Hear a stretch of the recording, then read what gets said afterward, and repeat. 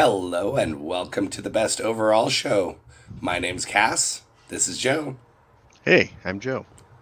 And we've got a guest on today, Michael Kriegsy, as we will.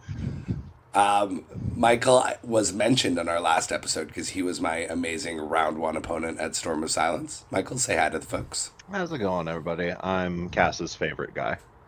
It's true. Whoa. That's true. Shots fired.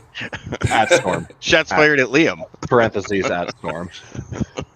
I don't know. Campbell's pretty awesome too. It's pretty hard to pick between you guys. So Don't tell Michael, him that. you don't want his head to get too big.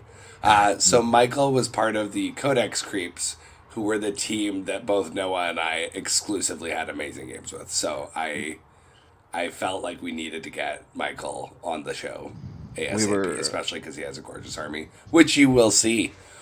I apologize to everyone in advance if I sound like a bag of smashed a-holes. I am sick as hell. I'm very medicated just to make it through this lovely hour with y'all. But yeah. So this week we are going to be talking a little bit. We'll do our usual sort of catch up, but we're going to be talking a little bit about sportsmanship, community, and what that means to us in the 40K scene. So just to start things off, Joe, how you been, mate? Pretty good.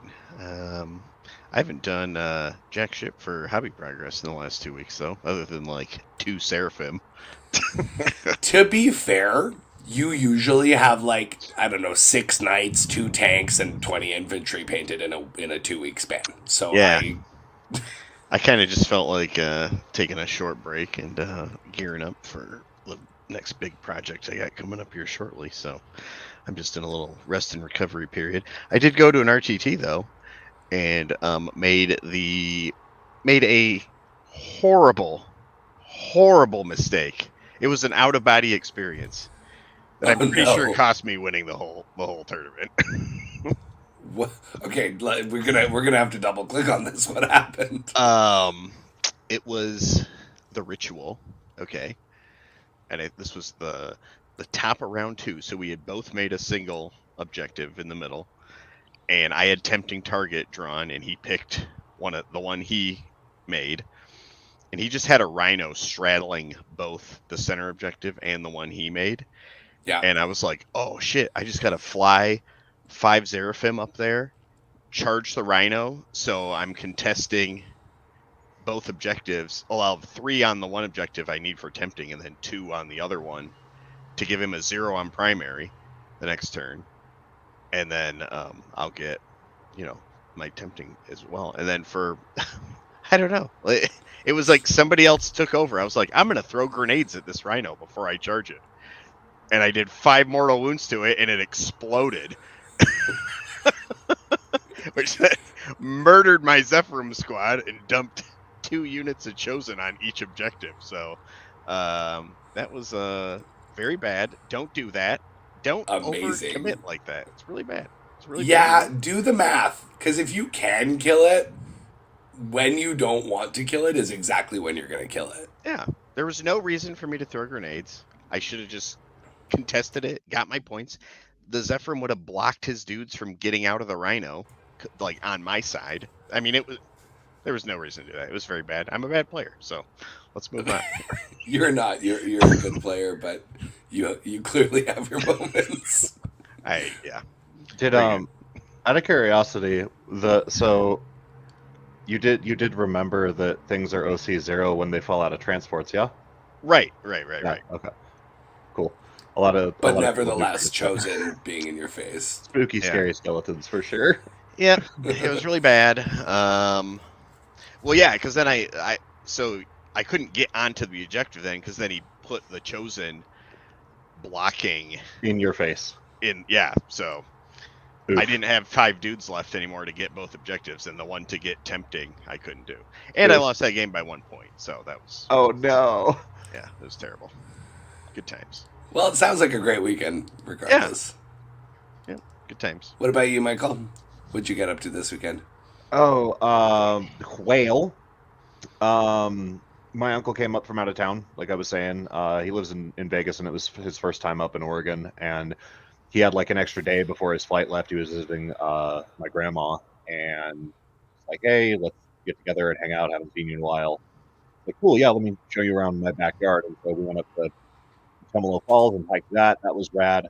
Go karts, taking around like the old mill district and everything. It was really nice. That was pretty much the highlight of my week. And then it's just been a lot of like same soup reheated. A lot of like games have kind of ground to a bit of a standstill here locally because it's like Ryan X is coming out, so nobody's wanting to play. And AOS Sports is coming out. Nobody wants to play Sigma right now, and so like we've got our local escalation league going on, and like some Marvel Crisis Protocol. But other than that, like nothing other than all hands on the hobby deck for sure. It's kind of nice to have the calm before the storm, though. Yeah, I don't know a little bit. Maybe I'm biased because I'm exhausted. I've been doing too much and I'm sick. So I'm like, it's kind of nice that this week I kind of get a break. Next week when things likely, because like we're due for a slate, we're due for new points, we're due for the actual, the Pariah Nexus book, which will tell us what combinations make up the missions and what the new layouts terrain wise may or may not look like. So I, take the break and enjoy it. That's all I can say. For sure. Awesome. What about you, buddy? What have you been up to? Well, since we last spoke, I went to DreamHack, which was awesome. Had such a great time. Had a horrible travel experience going in that's been well documented. All my homies have podcasts, and all of them were talking about it. So I was with Alex McDougall. We had driven down to Seattle to fly out of SeaTac. Our flight got delayed, canceled, and then they put us on a red eye. So we hit Dallas. We got to the Airbnb. I met Typhus when he opened the door for the Airbnb. Immediately fell in love. I'm like, okay, you're my new BFF. We got on really well. He's a great guy. They like pointed us to beds we can sleep in for the 1 hour. So I slept for an hour. I had a shower, and then we were went they to DreamHack up for the day already? Yep. Oh, they had already. No. I was very thankful that the event was sponsored by Monster Energy, because I just mainlined 4 cans of Monster. Why didn't you sleep on the plane? I tried. I mean, I did a little bit, but like at 30 minutes at best. It was a really turbulent flight. It was not great. So, round 1, we're playing Team USA, so no big deal. Oh, hey, I got your names in here already. All right, happy progress real quick. Okay. This is it for happy progress, Kriegsy. And You're it, and buddy. it's none of us. Yeah. So these are my boys. We started carrying Crisis Protocol at the shop because it's kind of been, and I'll get into this a little bit more when we start talking. Which shop about is that? Community. Modern Games in Bend is my FLGS. Basically, it's kind of been roundtable for the last year of like whenever somebody comes forward with, hey, I think that this would be a good take for the store. Like a couple people are into it. We'll come in and we'll play some demo games, and if like a couple of people like it, usually the store owner will be like, okay, I'll start carrying a little bit of the product. We'll see how it goes. And I played a demo game of this a couple weeks ago, and it was like my buddy Brad in town has everything. I was like, okay, just bring something for me and my other buddy to play with. Spider-Man's my favorite hero, just bring something, and he's like, cool. And so it was pretty much the Spider-Man that you see there. It was, instead of Gwen, it was Spider-Woman. And so like I played a quick little game with my buddy Zach, and from the get-go it was such rampant nostalgia, and maybe it's because we just finished watching X-Men 97. It was just like, whoa, this is so cool. And like, haha, I just like web slung a Prius into that dude's head. And that was super great. And I really love it. Destructible environment in wargaming is awesome. And so I ordered the affiliation pack for the Web Warriors and the affiliation pack for the Uncanny X-Men, and had a lovely time building them. I don't know if you guys know this, but on the sprue for every single one of those models, there's like crumpled up newspapers and red Solo cups and little beer bottles, just trash you can throw in your street. That's awesome. Kind of like what the fuck are these? I started painting those. trust the process. I do a lot of oils and enamels, so it looks really shitty before it looks passable. I'm all about the ugly stage. Yeah, Like there is an ugly phase in painting. you got to trust the process. Yeah. But playing around with a lot of monuments transparents in this project here. Pretty much every paint that you see is a transparent paint from them. Wow. Haven't gotten a chance to actually mess around with that a whole lot yet, but it's they do a lot of heavy lifting if you can get your Zenithals right. Yeah, it's Wolverine is rad. Every single one of these heroes comes with like a different head. Like Scott Summers comes with like his classic like ski mask head from the 90s cartoon, and then Wolverine is either bareheaded or with his stupid little biker mask.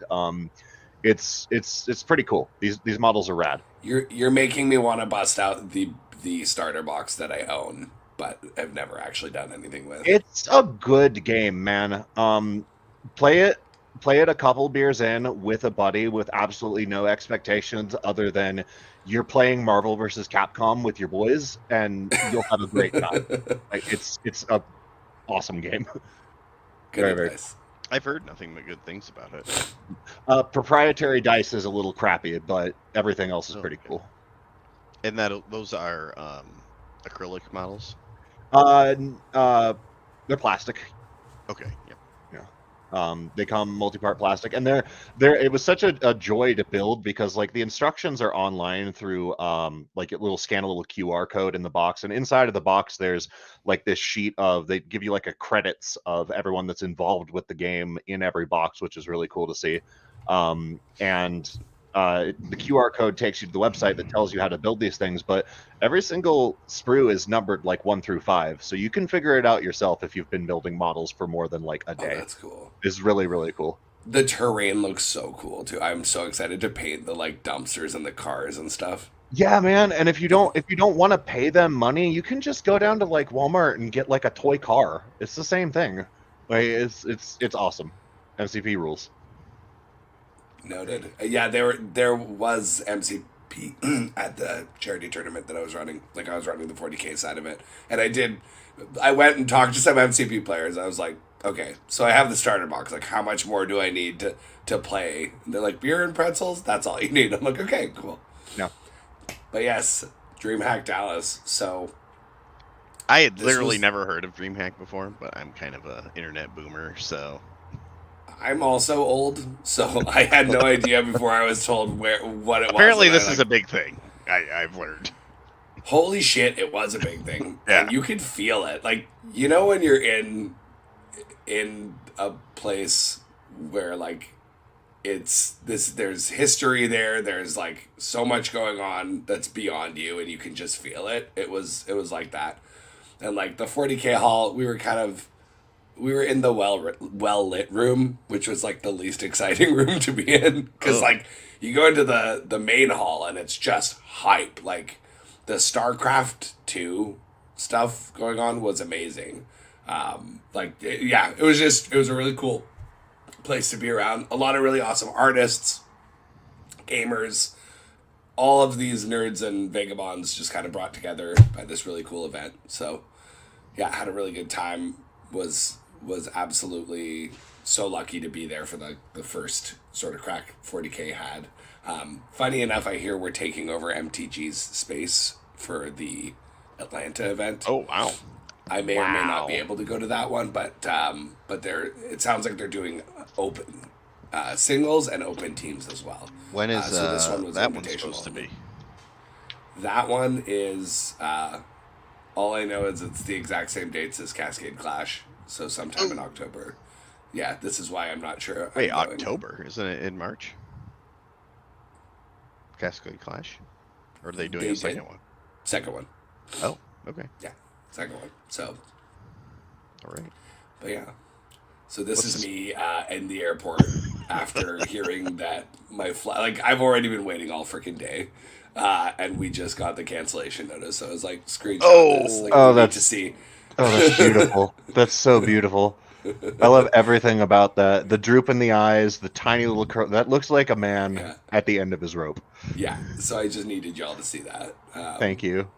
Alex was great. And then this was me with the monster. So this was Let's go, baby. Let's go. Oh, dear. I'm playing Nicholas Olsen Johnson round 1. No big deal. Never played him before. He's a fucking beast. He's playing Canoptic Court. This should be fine. Monster. Let's go. Wow. Well, I see you went with the classic flavor.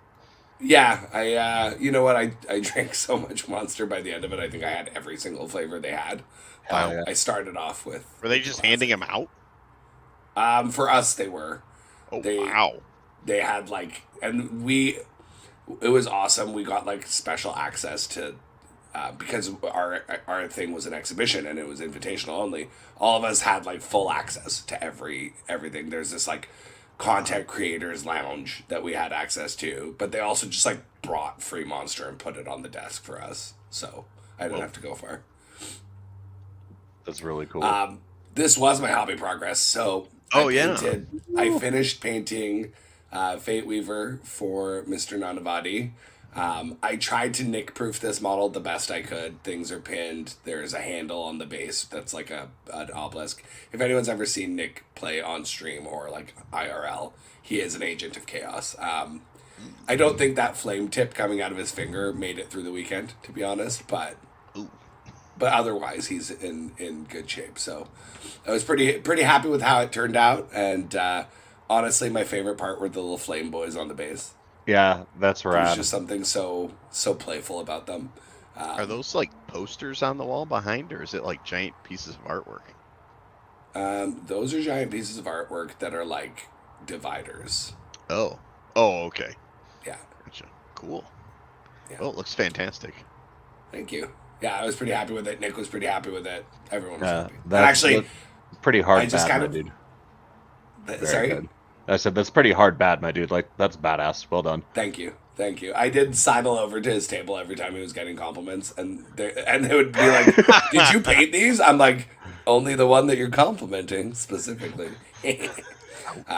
because this is how I get my dopamine. But yeah, so that was fun, and then I'll just really quickly mention my games. It's me and the boys, Quentin and Jack, having a good time. I'm starting to come to life because I'm over caffeinated. I'm like, let's go. Those are some serious bags under the eyes. Oh, dude, I honestly don't know if I look better then or now. Neither is a good option. But this was the pairings process. This was me being told, "Hey, Cass, do you want to play T-Sons?"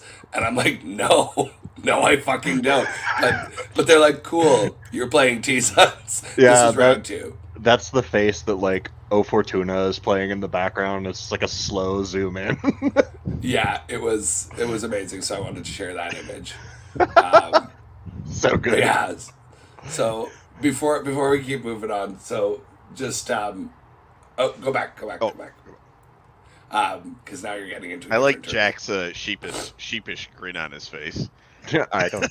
Yeah, he's like, I don't think you should be playing T-Sons either.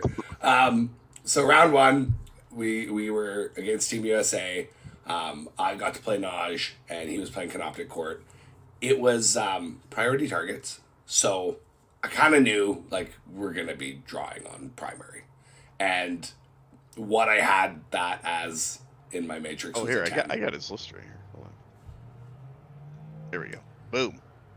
Yeah, so he was playing the King, 3 Technos, 3 Wraith units, 3 Swarms of Scarabs, 3 Doomstalkers, some Flayed Ones, and some Death Marks.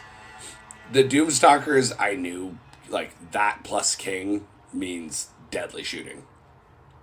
And I knew I wanted my 10, so, I played this super conservatively. It also was, the first game of the day with no sleep. So I was very thankful, because he seemed to want to play the same speed. I'm like, okay, I see you also put this as a 10, and we're fine bringing what we told our teams we were going to bring. So it was honestly such a gentlemanly, civilized game of 40K. We were just the turns took no time at all because we didn't do much.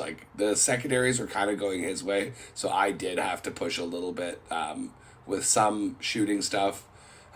It opened up his turn because he ended up killing my Centurions and my Inceptors.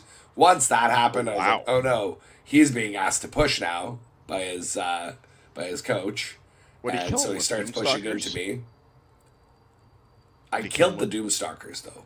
So like by that How? point, the Inceptors came down and blasted them, Oh. and the Centurions had like chipped 2 down. Okay.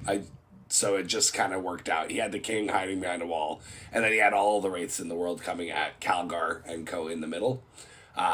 It got really sweaty in the middle there for a minute. Like at one point he got me with a charge on Calgar's unit, and he was going to take one of my objectives, but like though I saw that sweet biologist with his OC3, and I'm like, okay, you know what? I can, if you don't kill too many guys, I can consolidate or pile in and consolidate and make it onto the edge of that objective and just keep you from getting it.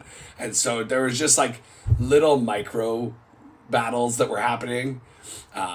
In the end, he had set it up pretty like I needed to score a 15 at the end to keep it a 10-10, and I needed to kill like 2 Wraith units, and I did. So I got the luck when I needed it.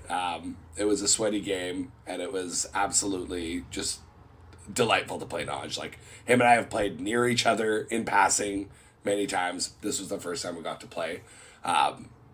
And yeah, it was a great game. I almost was like sleep deprived and got a little bit too excited. And I was like, I'm rushing in with Calgar's whole unit. And I almost rolled the dice for my advance. I'm like, wait a minute.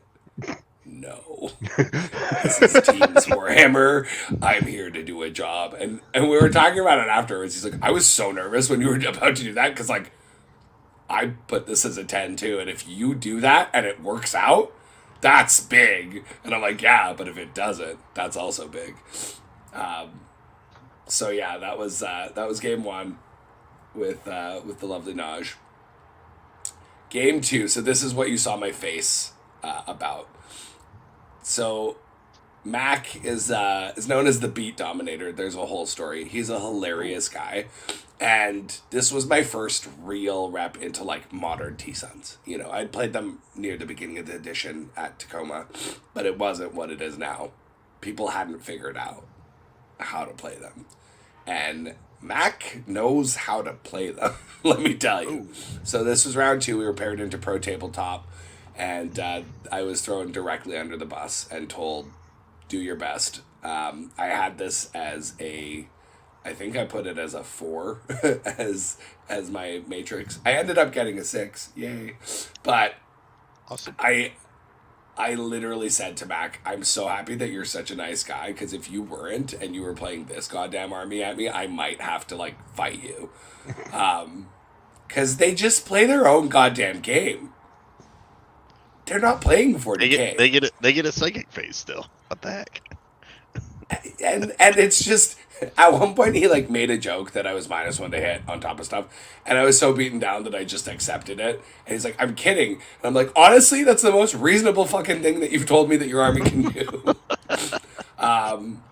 So yeah, Magnus is a Chad. You can't kill him. Don't bother. Kill everything else is what I learned. The Exalted Sorcerer, I can't remember which one it was.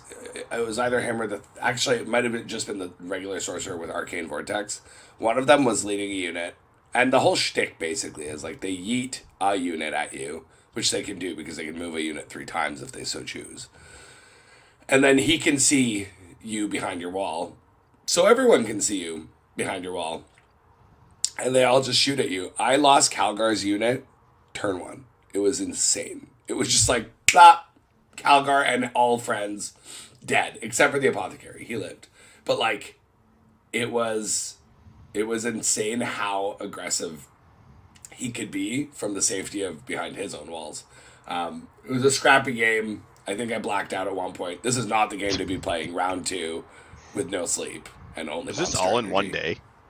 Yeah, those 2 games were one day. So, yeah. Again, Mac was an absolute gentleman and like super not gotcha-y about it, and he's playing the most potentially gotcha-y army to a guy who has no sleep and no reps. He was an absolute gentleman. He makes me want to go back to Atlanta to play him again. I'm looking forward to seeing him at Worlds, that's for sure. But also, fuck What this was army. the score on this one? You said 6 to. Yeah, I got a Well. 6. He got a 14. Right. That's math. Yep. Up to 20. Got it. Math checks out. That's the way. And then, we went home, and you'd think I would have gone to sleep, but I think me and Alex were missing out the fact that we didn't have the Friday night with everyone. So, like, the tequila came out, and we were just, like, ripping it up dear. late. And we had a great time. So I got to play Ben Sherwin for the first time as well. Also, we have, met in passing, never actually played a game. A bit hungover for this one, but I still was in better shape than day one. But my first rep into the new CSM, Michael, I thought about you while I was playing this. I appreciate that. So he was playing the Renegade Detachment, the Renegade Raiders.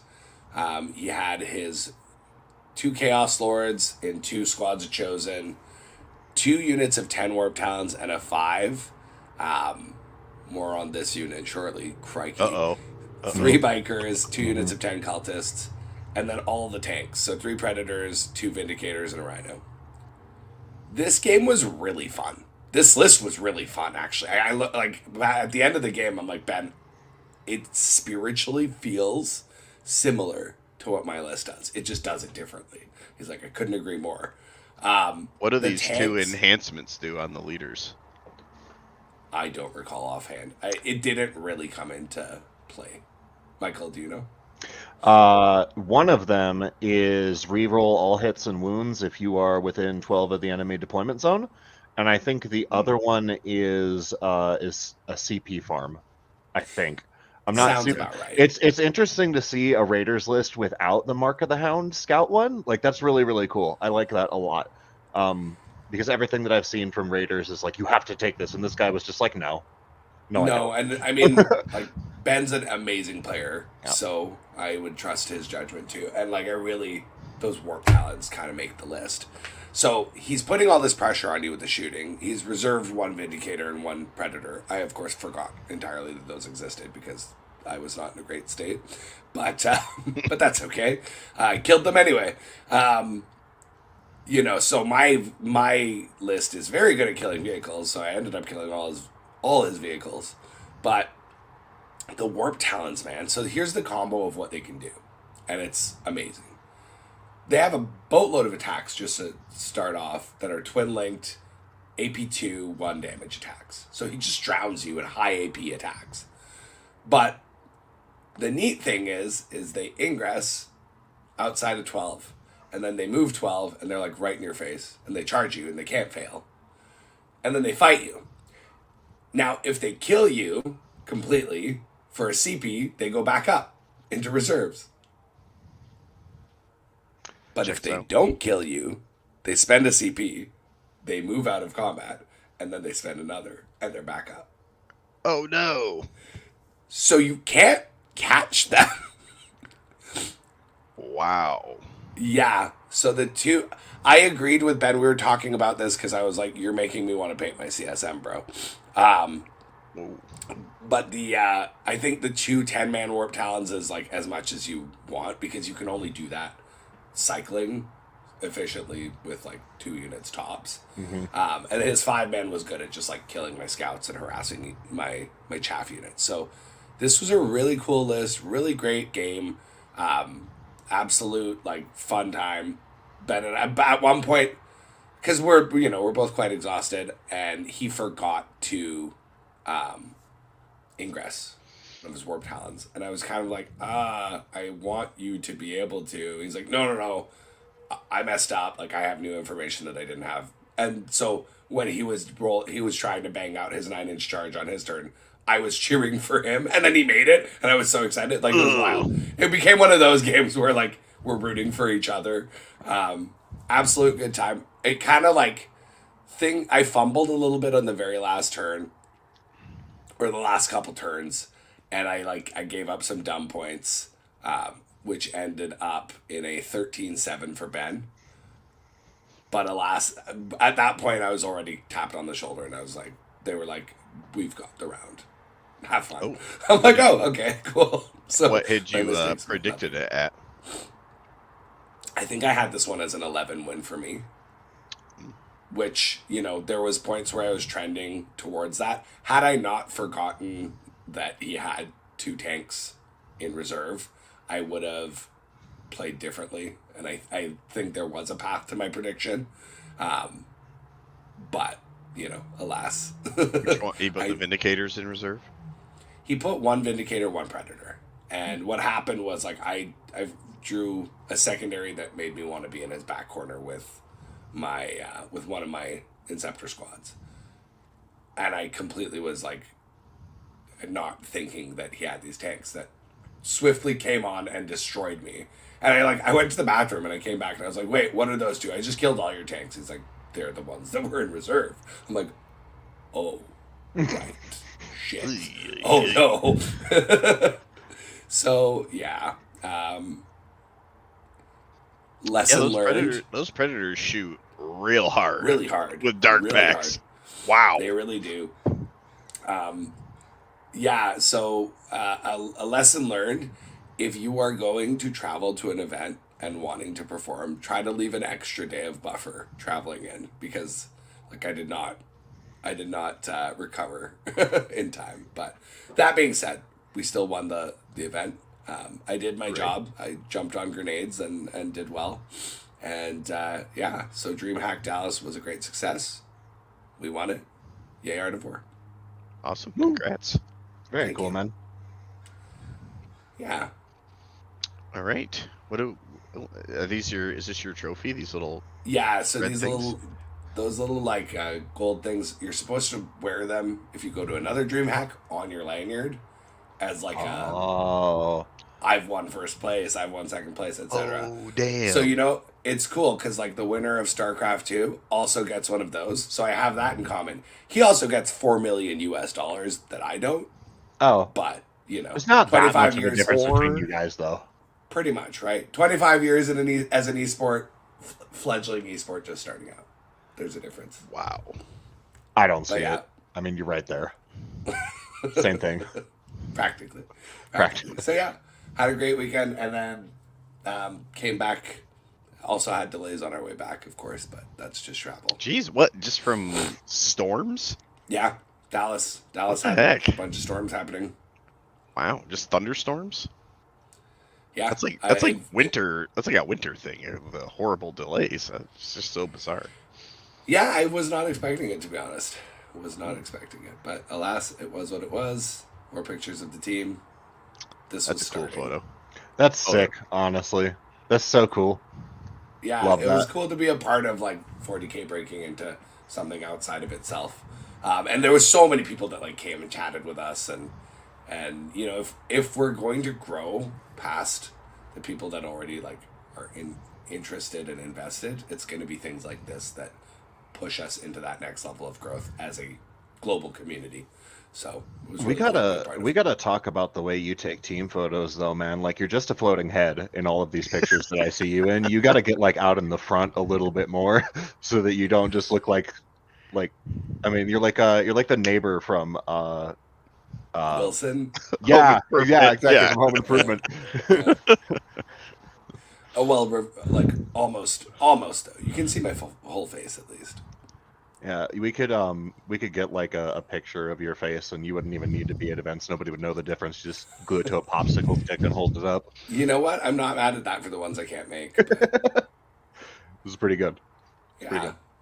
All right. And then Yeah. we've got Michael's beautiful models here. My So boy. this is why I invited him, because I was like, look at this gorgeous army. Thank you so much. Yeah, all my characters are named. And they are all I try to do as much of a conversion on all of them as I can.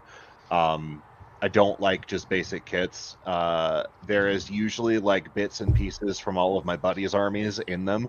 Like you might have seen, there's like a Space Wolf hammer that one of my chosen is running around, because Mitch, the TO from Storm, he and I used to be sparring buddies back in 7th, and it was always his wolves versus my Bark Stars, and so he's represented in there. And then all my other characters are Black Templars for Campbell that I've converted into other things. And this is my Abaddon. I saw Beard from Tabletop Tactics post his, and I was like, I could do that too. So that's my boy. As iron of a warrior as I can make him.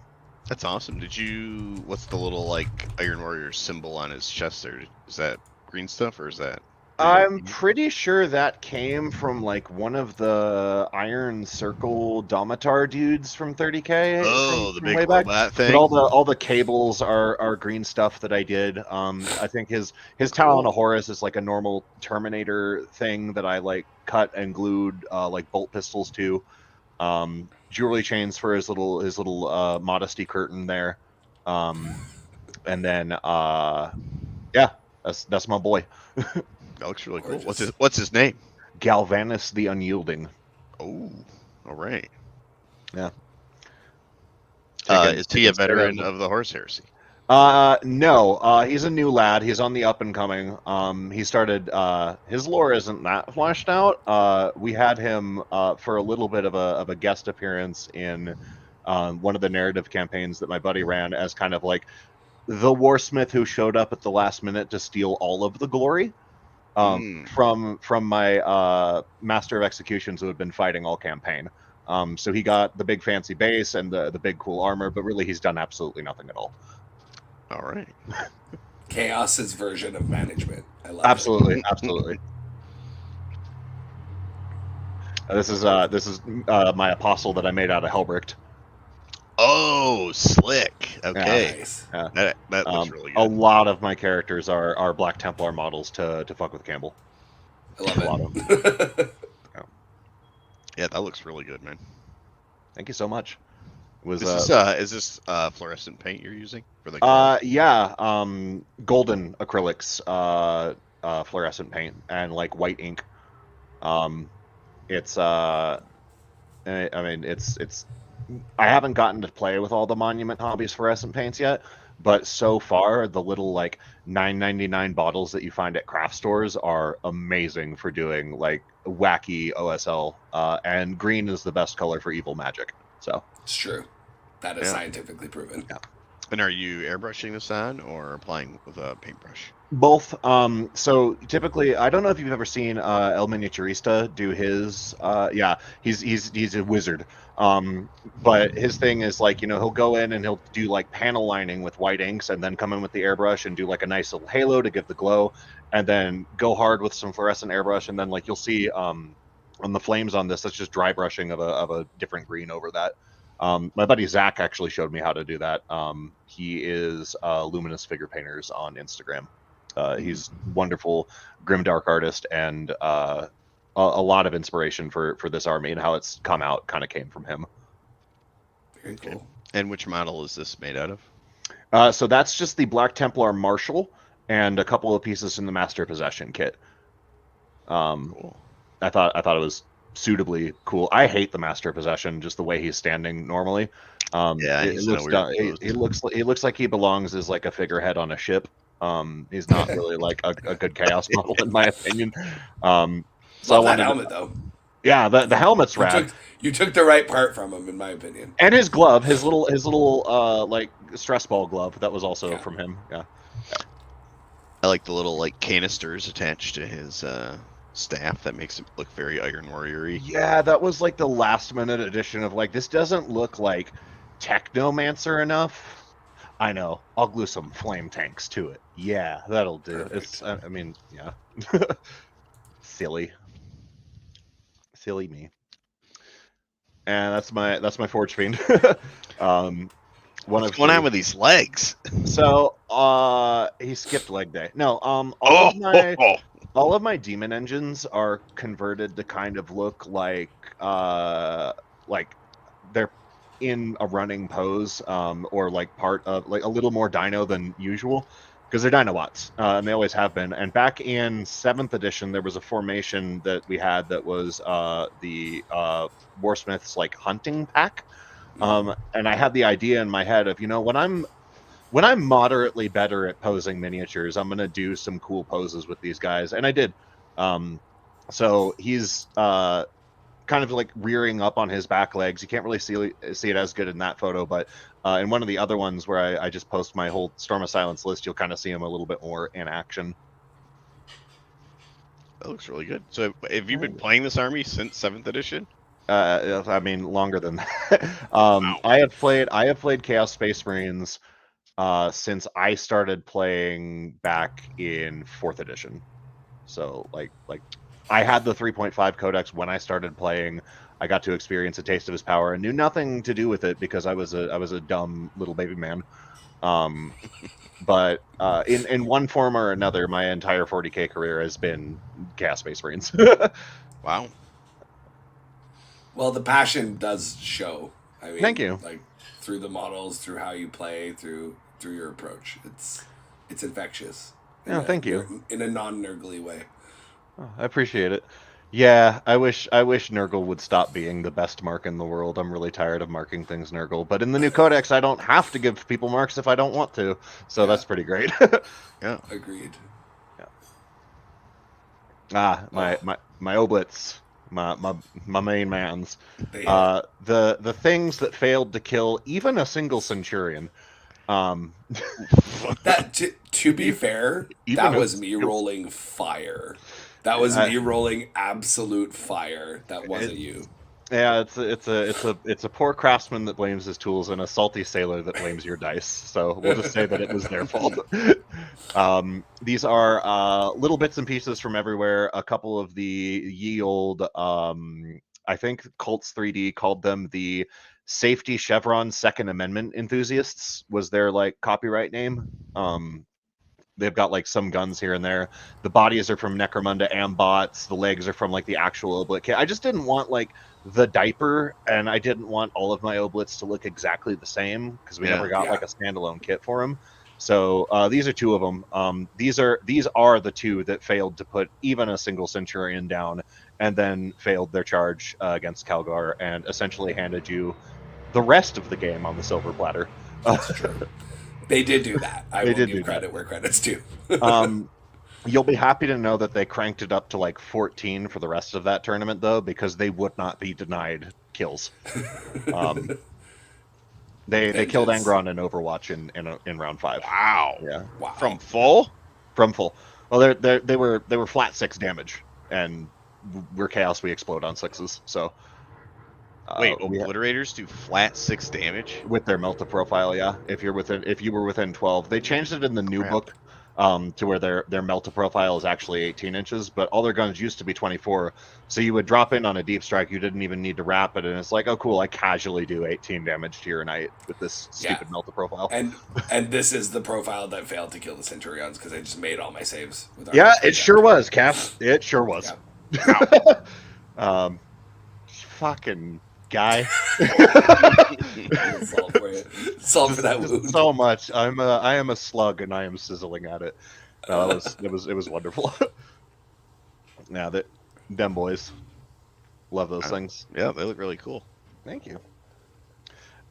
This is a piece of hobby progress that got cut off on the side. I really rate Deceptors as a new detachment coming into Pariah Nexus, and so over the weekend, I painted like 60 cultists and like 3 demagogues and more rhinos. And I just inherited the Corn Dozer.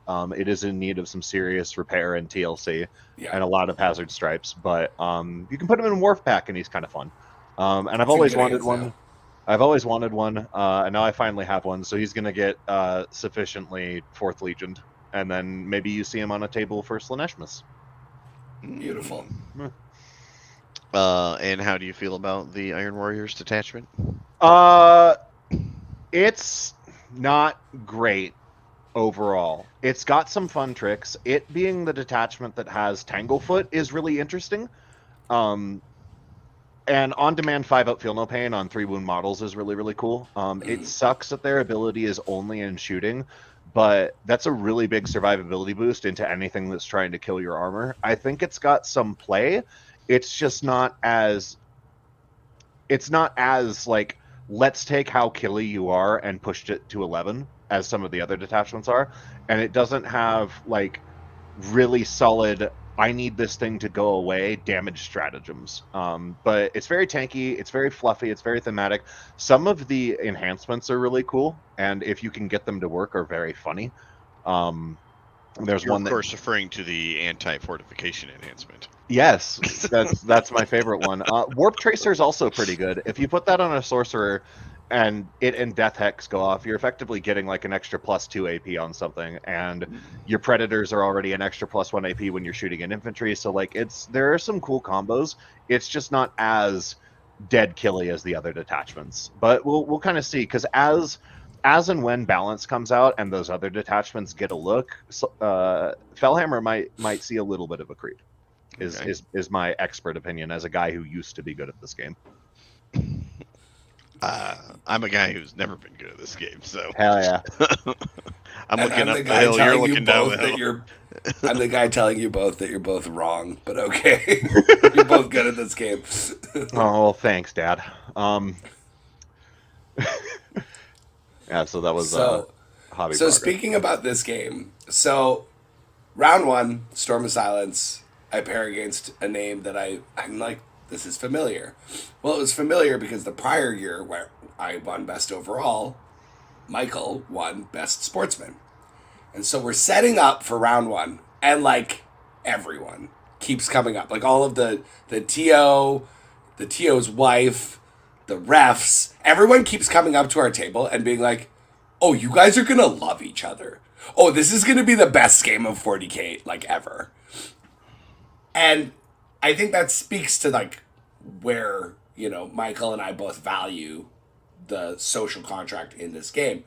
And I really wanted to bring him on and kind of talk about what in your opinion makes for a good sportsmanly, and actually I'm gonna stop using that word because it's gendered. What makes a great game of 40K, and what makes someone your favorite opponent? So you and I had both had some clear ideas of what that means for us, but like I'd love to hear it from you. What is your 40K etiquette that gives you that ability to win a favorite opponent type of award? Oh boy. I could talk about this the entire episode. So I'll try and condense it down. I thought about it a little bit when I was like prepping for today, but I wanted to start off kind of like this question with a bit of a story. So back in the day, when I started cutting my teeth in the competitive circuit, was at the beginning of 7th edition, and I lived in Bakersfield, California, and traveled to Pasadena all the time. Like the Bay Area Open was still kind of new, and like that was basically kind of in our backyard. And LVO was still at the Flamingo back then, and it was like a 4-hour drive. But like we kind of developed this sort of shorthand between like a bunch of the people who sort of played each other all the time, and it really started with Mitch Pelham, who's the TO for Storm of Silence and many other things. As I mentioned before, we were sparring buddies, and we had this thing that we would do when we would go meet new players, and I did the same exact thing to you when we played, where it's just like, hi, my name is Michael, here's my expectations for my game, here's how I play my dice, they're flat on the table or I re-roll them, on and so forth, and just keep everything, I play by intent is another one that I like to throw out. And my favorite line is always like, it's my job to be the best 40K that you've ever played. And if that doesn't happen at all, let me know and we can fix that immediately. I think that setting the tone that way out of the gate means the world to somebody like me. And when I fell out of the competitive scene for a while because COVID, and just kind of because life, and I had moved up to Oregon, and all of my regular buddies were nowhere to be seen, and I was traveling alone all the time, and it just wasn't like fun for me anymore. But when I started like accruing my community around here and we started traveling again together, this kind of thing became important to me again. And I gave my little spiel at the beginning of the match to my round 3 opponent in Pendleton, guy named Trenton Bates. He went on to win the whole shebang. And he kind of like gave me a look. He's like, did you ever used to play like War Machine or anything like that? I'm like, no, not once in my entire life. Why? He's like, that's like an old school thing. Nobody does what you just did anymore. And that made me want to do it harder. Right. Because like I told Mitch the same thing when we were at Storm. He's like, yeah, nobody does that anymore. Nobody, greets you that way. To answer your question, I think you say social contract and you immediately become my best friend, because the people who know that term are the types of people that I want to play at events and the types of people that I will like 100% play again. Yeah. We've both spent X amount of dollars and X amount of time and X amount of like, not even just like counting how much we've put into our armies, but just travel time alone. The expectation that you and I set up on a table next to each other is that we're at least going to get the money's worth of our ticket out of our time together. You know, we both paid $75 to be here. I'm due my money's worth, you're due yours. And it's both of our responsibility to make sure that the other person gets that too. And so like in our game, after we spent like, it was like 30 minutes of our game time, dog, of just like talking and yapping, and you were showing me your belt of battle, and I was like, that's an edgy 2A fanny pack, you suck. Like this is it's a 2A fanny pack. It's pretty cool. It's awesome. I wish I had one. I'm jealous of it, but it's a fanny pack. We got to our round 3 and I looked at the clock and I looked at your face, and we kind of had that moment where it's just like, let's really quickly talk this out, because you and I both recognized you're a turn 5 army. And if I bled the clock right there, like an asshole, maybe it went different for me. But you and I talked through the entire rest of turn 3, talked back to turn 4, got ourselves caught up on time, and then finished out the rest of the game with absolutely no problems. And it was like, yeah, okay, cool. That was like the way that we did that. And it completely endeared you as a player to me for the rest of my life. Anytime I see your name at an event, I'm going to be like, oh, Cass will be there. I'll go. Which is even better than, oh, I'm playing Cass. Awesome. It's like, oh, okay, he's spending his time to be at this place. That means that it's a place that people like him want to be. That means I will enjoy myself there. Wow. Well, thank you. Yeah. And that feeling is definitely mutual. And I think I think it's such a wild difference from when I was kind of starting to, poke my, not even get serious with competitive, but like when I wasn't, when I was a casual player that would poke my head in and, hear of these tire fire stories of horrible conduct at the table. And, I think we've all faced an opponent like that here or there. But having just ran a charity tournament that has been going for longer than I have been running it, like I just picked it up this last year as the 40K TO. But after the event, I was having a really good chat with two of the guys that showed up as attendees are the typical guys that are the TOs locally in the Vancouver area, and like sitting around with them and hashing out just kind of, they were like, well, welcome to the TO side of things, and it's a different beast.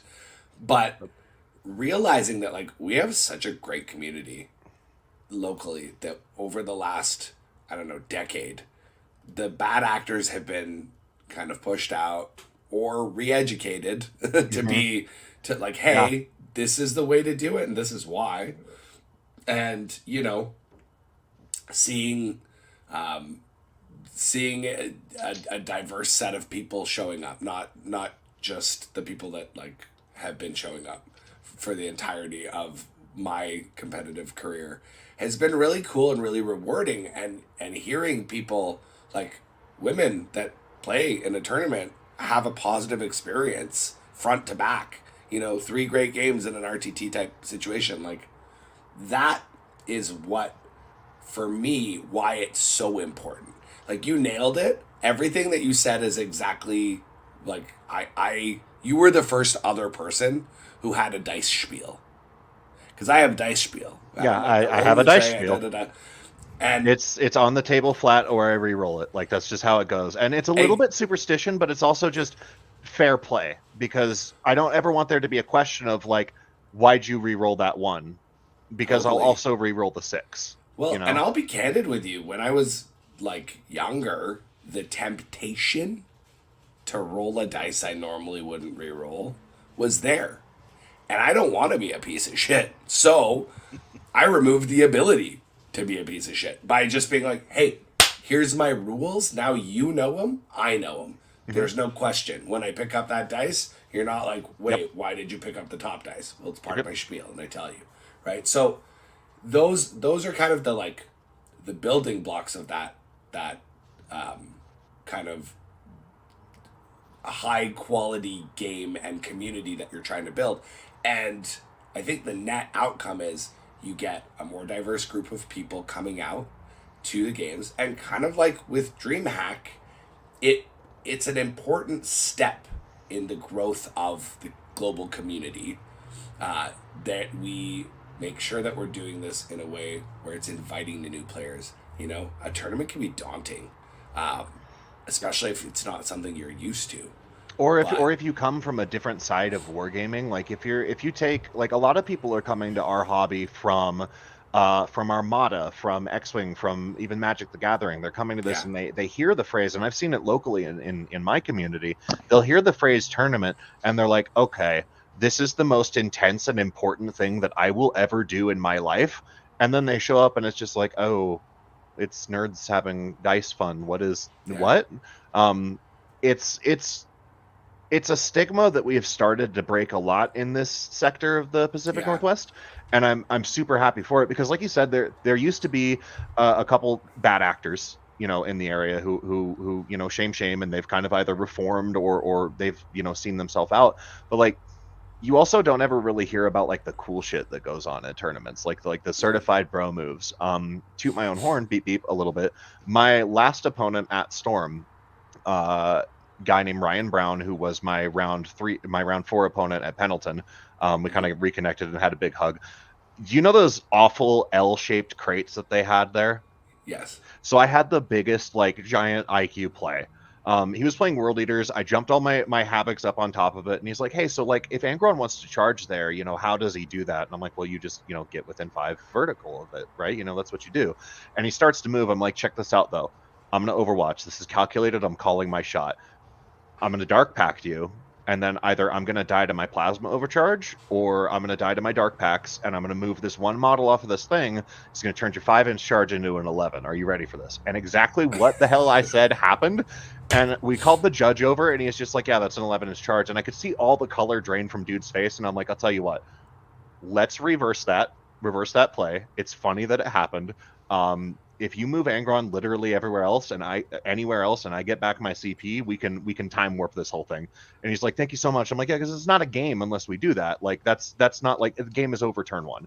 If Angron yeah, dies with no value turn one and I have complete carte blanche to do whatever the hell my list wants to do, it's not a fun time." And, like, little moments like that of, maybe it costs you the game, maybe it doesn't, but it involves, like, it gets you invested in the time that you're yeah. having, and it gives your opponent a good time. You're not entitled to all the fun in this game. Like, you have to No, share it exactly. with the person that you're creating with. um so yeah, like, it's sportsmanship, or the most sporting, The most sporting, yeah, is the award that everyone should be shooting for all of the time, because it shows that you understand that side of the game, which is the most important side. I agree. It used to be called Renaissance Man, down in SoCal. It was like, That was the best overall. yeah, and now it's best overall. Like, that's congratulations, you've won at 40K. You had the Yeah, hardest hobby, you were the favorite guy, and you beat the most yeah, ass. Like, that's the yeah. award that And you I should be mean, going for and always. like that's why we have this show, because like that's what's important to the three of us. Um, Joe, you just muted yourself, but I was going to ask you, like, what are your Okay. thoughts on this? And I know you've had some like less than positive experiences in the last few months. Like there was one or two that Yeah. you kind of were mentioned, but like on the positive side, because I mean I've played against you. You're an absolutely lovely opponent, and I, actively Hit my choose cam for a sec. to create content with you for a reason. So like, what's your 2 cents on that? I mean, yeah, I've had a couple bad games, but I mean, the 98% of them have all been, excellent.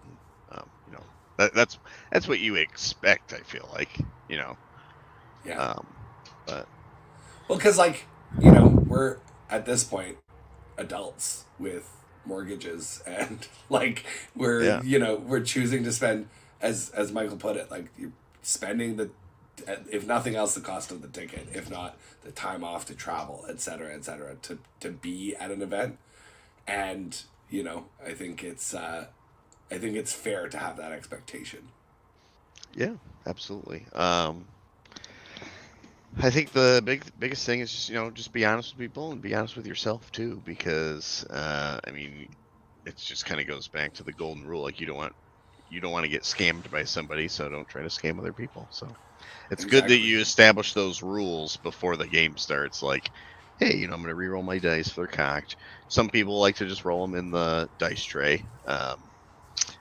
I'm short, so I don't like to move around the table all the time. So I'll just roll it in front of me wherever I'm at. But That's again, very on the reasonable. table. But Yeah. that's your dice rules, right? Can we do something about these extremely tall tables people have been building No, lately? no. Holy crap! Everything needs to be like right here height so that I can look at people like this when they do things. It's just like It's what part you of do the around mental it. warfare. Can I respond to something that somebody said in chat real quick? Yes, absolutely. Just Brian mentioned the wooden spoon. That award, that is something that I brought into my community that I first heard about when I was playing down in Pasadena. The wooden spoon is the guy who came in last place award. And back in Game Empire, when I was kind of first cutting my teeth on the circuit, the TO there used to hand out the wooden spoon award as kind of like, it was kind of a joke, gaggy gift, but it was also like, hey, you stuck around and played all 5 of your games. You deserve just as much recognition as the guy who Yeah. came in first, we think. And it was always like, here's a new army because maybe this one isn't for you, or here's some armada because maybe 40k isn't your game. But like the wooden spoon is also an award that should be in every community everywhere, and I it's agree. 100% like the most valuable trophy, I think. So there's Second another to one. overall. There's another one that so locally one of the big teams and like most of my friends locally who play are on mid-table tactics. So their slogan is average is achievable. And they host like a quarterly GT locally. It's a 40-person GT and it's like consistent, one of the best run events I've been to. That's And Dan Miner's team, yeah. Dan Miner's team. Yeah. Yeah. So they have the hero of the mid-table award, and it's like literally the person who was right in the middle. And it's So good. it's so great. Like, and people get so stoked, and I think that's prizes like the wooden spoon, like the hero of the mid-table, are so important to keep like that drive because it's exciting. We all want to go and we all want to win something, and I think there's merit for like, hey, I graduated from wooden spoon to hero of the mid table. Yeah, And no, then that's rad. because they do wooden spoon as well at that tournament. Yeah, And it's that's like, so good to hear. That's so awesome. Wooden spoon is we started calling ours. We started naming it after the guy who won it previously at whatever event, and the title has become so absurdly long. Like right now, it's the Nick Enquist Memorial Reward of Excellence, and it's like we started putting little figurines of their army on the spoon. Because it's just a dude holding like a spray painted gold spoon that we started like gluing figures to that has like everyone else's armies, and you're supposed to hand it off and just add to it, and eventually it's going to be like this Katamari award of just like all of these other people's shit. it's I love that. That's insanity incarnate. It's you can do that when you have tiny local communities. Sure. Eventually it's just going to get shortened to like just the last guy who named it and then like their piece. But until it gets to that point, it's going to be a beautiful, sinful thing to look at. Just like 50 Space Marines glued to a rubber band ball. It's going to be rad. Amazing. Well, I think that's about all I had in the tank. I'm about to die. Right. But Yeah. Michael, thank you so much for joining us. Oh, absolutely. That the prediction that everyone made about that game was obviously right. It was an amazing game. Yeah, that set the pace for my entire weekend. And when Campbell said that he had pulled you, and I was like, you are going to have the greatest time ever. Just play. It's so good. And we got back to the room that night and we were talking about our games and how similar they were, and he was just like he cited this moment of like you waffling whether or not you wanted to move Uriel. It's like, oh well, if I move it here, I'm gonna get Care Bear Stare. If I move it here, I'm gonna get Overwatched. And like, I guess Uriel died doing Overwatch, and we had this joke about like, oh, it's just a pair of like smoking square shoes now. Like, Yep. he would just laughs for the rest of the weekend just off of the games that we had. It was so wonderful, and I would love to play you again literally anytime. I think I owe you a new CSM Codex rematch. I think We'll that's see. fair. I don't know how happy I am for that, because if you beat me again, I won't have an excuse this time, and I don't know if I can handle that. That's fair, but you know what? If you make a round one chosen charge, I don't know that my luck.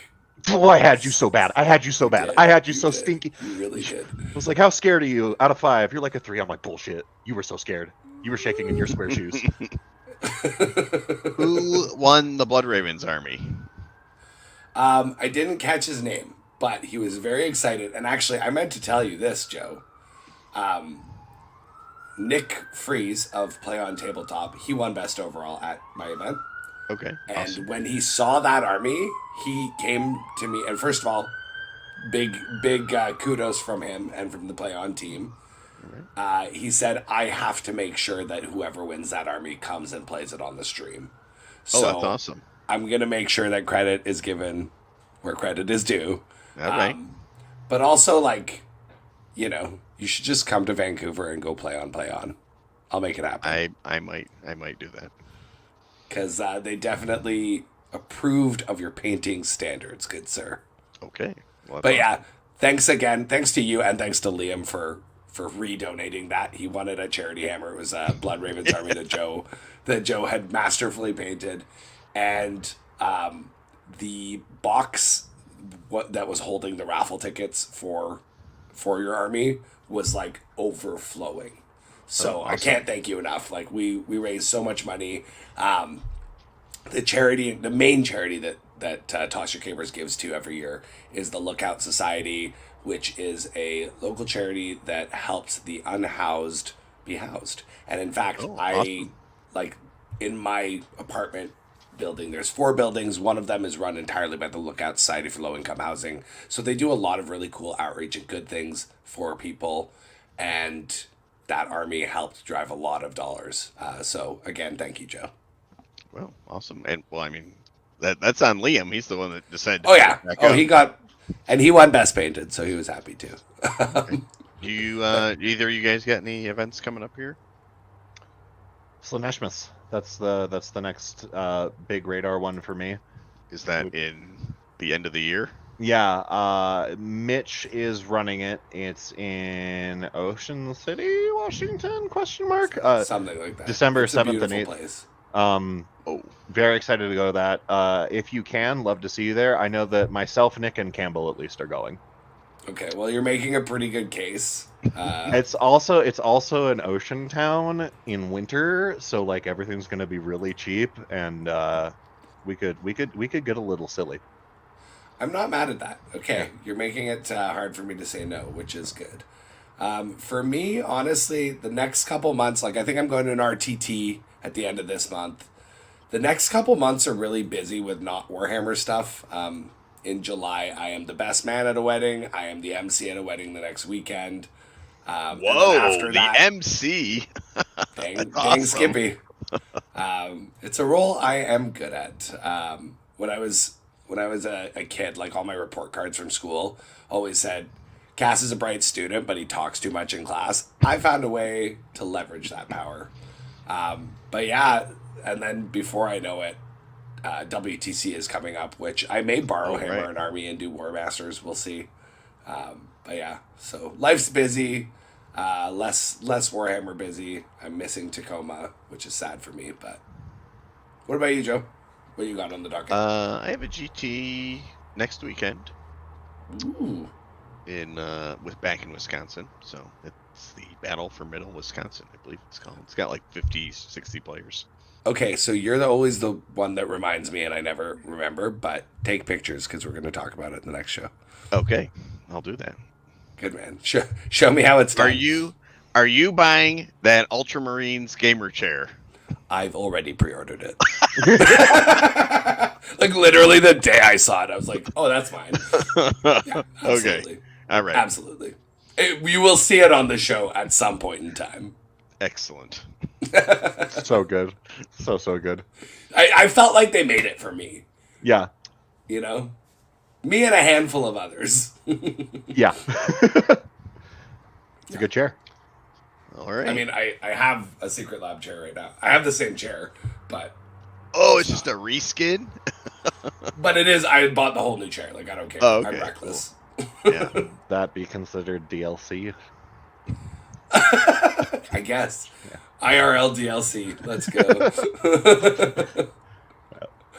All right. Awesome. Well, thank you everyone for tuning in, and thanks again, Kriegsy, for joining us. Thank you guys so much for having me. This was a blast to get back to do this again. It was it's been a very long time since I've been a part of a podcast, and this was a lot of fun for me.